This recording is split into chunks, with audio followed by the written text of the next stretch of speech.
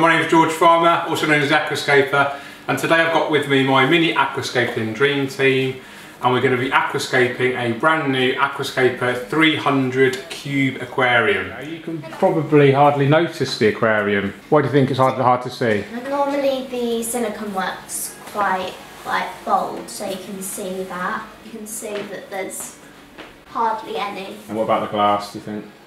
Well, it's just crystal clear. Really clear glass, isn't it? So it's all about trying to minimise what we see. So we just want to be looking at just the aquascape. We don't want to really notice the tank itself, do we? Yeah. What kind of aquascape are we going to do today? We're going to use rocks and wood. Do you want to pass the some rocks over? These are beautiful rocks. These are called elephant skin stone, I think. Do you know why it's called that? They're really interesting, aren't they? Yeah, because I think it's because they're grey and they feel like an elephant. It looks a little bit like elephant skin, doesn't it? Yeah, it's very rough. And then do you want to pass the wood over, Florence? Toby, do you want to have a look? Yes, please. It's still a bit wet, I've been soaking it, so hopefully it doesn't float when we add water. Do you like that? Yeah, it looks cool. What's this called? That's called red moor root.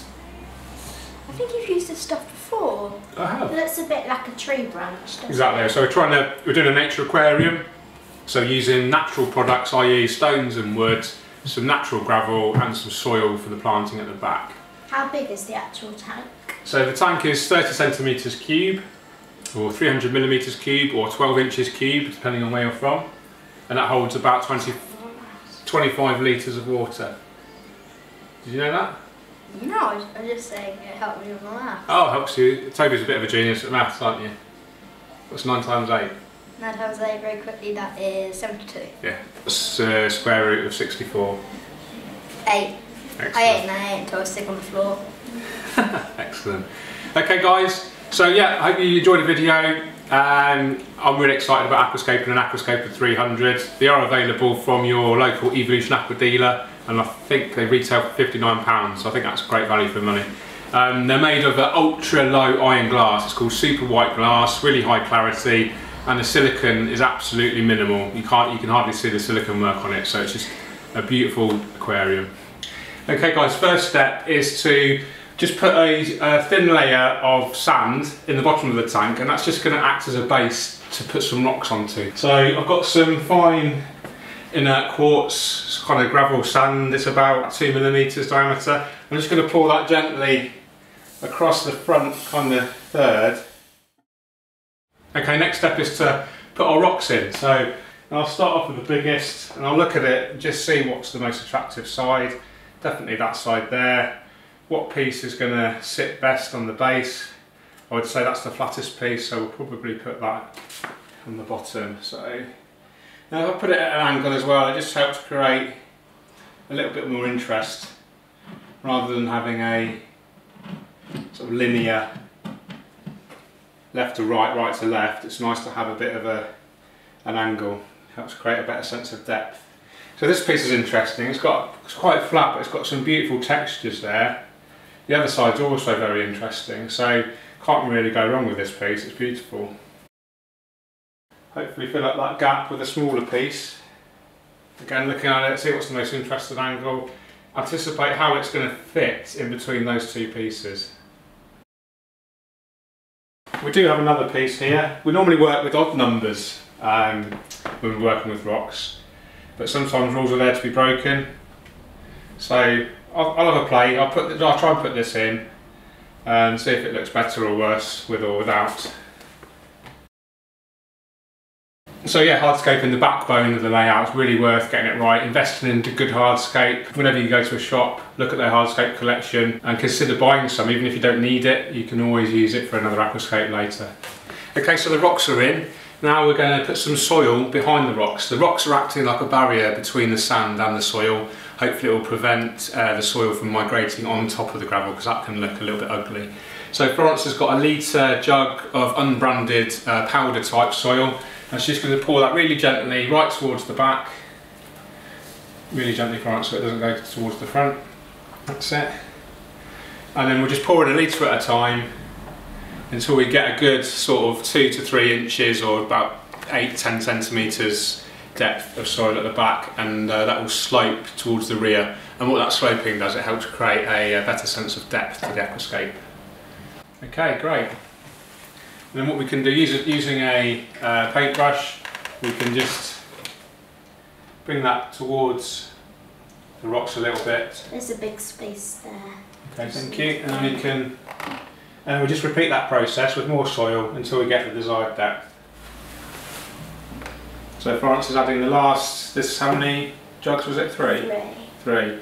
And there's nearly a litre in each, so nearly 3 litres, about 2.5 litres probably. And that's one of the advantages of a nano tank, a small cube tank. You don't actually need that much materials to create your aquascape, so if you're on a tight budget, then maybe this sort of aquarium looks really effective with it almost as the same height as the rocks. Yeah, the soil is like the earth's eroded away and exposed the rocks, and that's kind of the effect we're after. And now it's time just to fill up the foreground with the remaining bit of sand. So we've got half a litre or so just in there. Now we can just gently, it doesn't need to be a deep layer at all, it's literally a decorative sand, there's not going to be no planting in here. So the thinner, almost the thinner the better. Just to have a tiny bit of a slope up towards the rocks, and that will help create that natural look. You can just gently move it up. You might have to move some to the corner. To the right, yeah, make it nice and level at the front. And the great thing about this sand is it complements the colour of the stone. Okay, so we've got our sand, our stone and our soil in there. Now it's time to put our wood in there. So we've pre-soaked some Redmore root. It's a lovely piece, lots of intricate branches which we can attach epiphyte plants to. It's got a definite kind of main area, the base, which we'll put on the bottom of the aquarium. And I'm just looking at it and just determining what angle, you know, what position is going to look best in the tank. So I think that's definitely gone on the bottom. I think that will look nicely throwing left to right over that stone on the right there. So I think if we just pop it in. Yeah, I think that looks good like that for us, do you? Yeah, I think it looks really nice. It's good that the wood's kind of inside the soil, which makes it a less chance for it to float. That's right, yeah, and as well as the soaking. And I like the way the branches come over the stone there on the right. That looks really natural. It's almost like the rocks have been there for a long time and the roots are just growing over it. Yeah, exactly. So we're trying to create that natural feel. Okay, so we've put our wood in, everything's ready now to plant basically. All we need to do now is wet the soil. So we've got a spray mister. You can just pour in water really, really slowly, but in a small tank like this, you can actually literally just spray the soil. It's a lot neater, a lot less chance of any soil going astray. So Florence is going to do that now for us. Okay, so the Aquascaper is now ready to plant. So I've got a variety of small cryptocorini species here.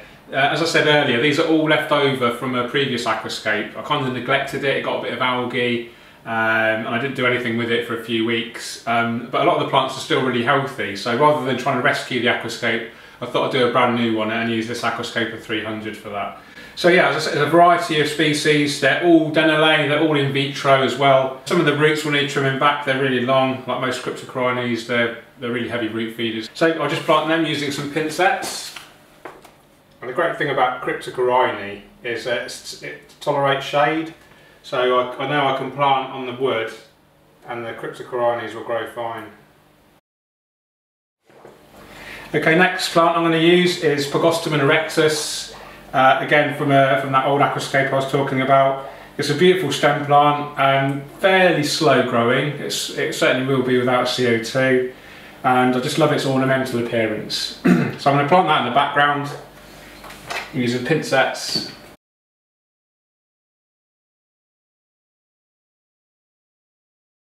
Okay, so we've planted some cryptocorinis, we planted a Pogostemon erectus, and now I'm going to attach the epiphyte plant. So I'm going to start off with the only non-denolay plant in here, which is a Rhockosaurus trident. As I say, all the other plants are denolay from an old aquascape, and this, I've just grabbed this from my Aquascaper 1200 tank, just a little cutting. And I'm probably not even going to tie it on, I'm not going to glue it, I'm probably just going to insert it. There's so many areas that you can just insert the plant and it will hopefully self-attach after a while. So next species I'm going to use Anubias, and I've got quite a few different small species here. Anubias petite and Anubias pangolino, which is very new to the hobby and still quite rare but beautiful, the pangolino. A nice sort of elongated leaf. And hopefully I'm just going to be able to attach these just by again inserting it into where the branches cross over, etc. If I can't do that, then I'll probably use some super glue.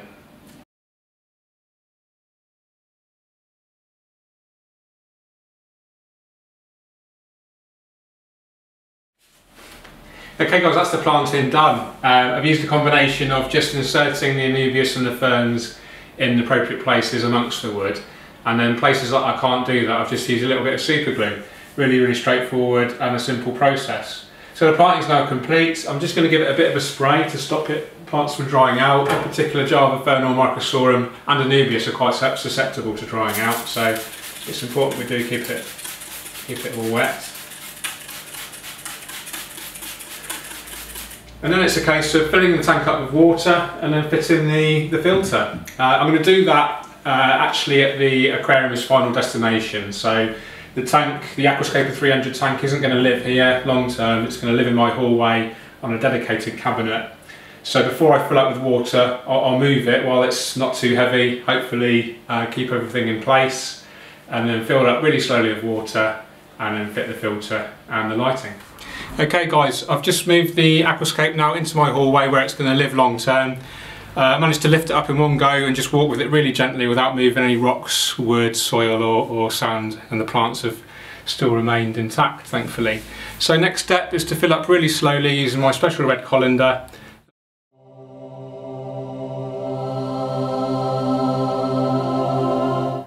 Okay, so that's the Aquascape complete. I've filled it up with water, I've fitted a small internal filter and CO2 injection, and it's been running for about 3 days now, and the plants have all perked up. I've done a little bit of rearranging with the plants. I'm really happy with the Aquascape and I'm really looking forward to seeing it mature. Hope you like the video. If you do like what you see, hit that like button, please subscribe and share with your friends, and keep on scaping. Cheers, bye bye.